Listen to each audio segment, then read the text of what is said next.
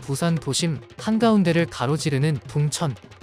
겉보기에도 심각하게 오염된 것이 보이는데요. 이 주변을 지나가기만 해도 악취 때문에 미간을 찌푸리게 됩니다. 부산 시민들은 언젠가부터 이 강을 오물이 떠다닌다고 해서 똥천 혹은 하늘도 포기한 강이라는 뜻의 하포강이라고 부르며 외면하기 시작했습니다. 하지만 한국의 대표 기업 LG그룹의 창업주인 구인회 전 회장은 동천에게 누구보다도 많이 고마워할 것입니다. 1940년대 화장품 판매상이었던 그는 부산 서구 대신동에 위치한 자택을 공장으로 개조해 화장품을 만들었는데요. 그러다 1947년 마침내 크림 제조에 성공하게 됩니다. 행운을 뜻하는 영단어 럭키로 크림 이름을 짓고 즐거울 라, 기쁠 희를 써 락키화 공업사로 회사 이름을 짓게 됩니다. 럭키크림은 불티나게 팔리기 시작했고 화장품 사업이 어느 정도 성공적으로 자리를 잡게 되자 공장을 세워 확장 이전을 해야 하는 순간이 오게 됩니다. 그때 정한 공장의 위치는 부산 진구 부전동, 아까 말한 동천 주변으로 장소를 정하게 됩니다.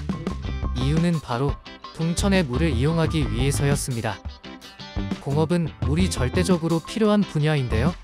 공장 시설을 가동하려면 용수가 필요하고 오염 물질을 배출하는 통로도 필요하기 때문입니다. 즉 동천은 공장을 가동하는 용수를 제공하고 오염 물질 배출구로도 역할을 한 것이죠. 당시 동천변에는 락키화공업사뿐만 아니라 용수를 활용하기 위해 모인 공장들로 가득했습니다. 그중 지금의 삼성인 제일제당도 있었죠.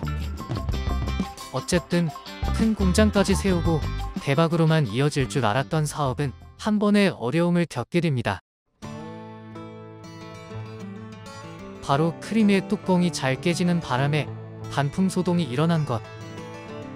이를 해결하기 위해 구인회는 쉽게 깨지지 않는 소재를 찾다가 플라스틱으로 눈을 돌리게 되었습니다. 그리고는 화장품으로 번 돈 3억 원을 투자해 마찬가지로 동천변인 부산 진구 연지동에 플라스틱 공장을 설립하게 되죠. 이후 안 깨지는 플라스틱 크림통 개발에 성공하게 됐는데요. 이것이 바로 한국 최초의 플라스틱 생산이었습니다. 그러다 1954년 플라스틱을 이용해 최초의 국산 튜브형 치약인 럭키 치약을 만들어내면서 락키화공업사는 첫 전성기를 맞이하게 됩니다. 당시만 해도 치약의 대명사는 미국의 콜게이트사가 튜브에 담아 판매하던 콜게이트 치약. 하지만 이를 물리치고 국내 시장을 장악하게 된 것이죠.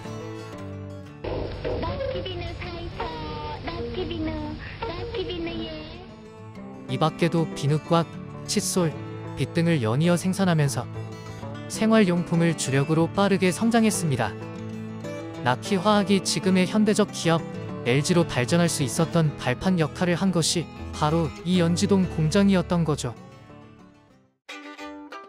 이 동천변에서 시작한 LG는 이제 대한민국 경제를 이끌어가고 있습니다.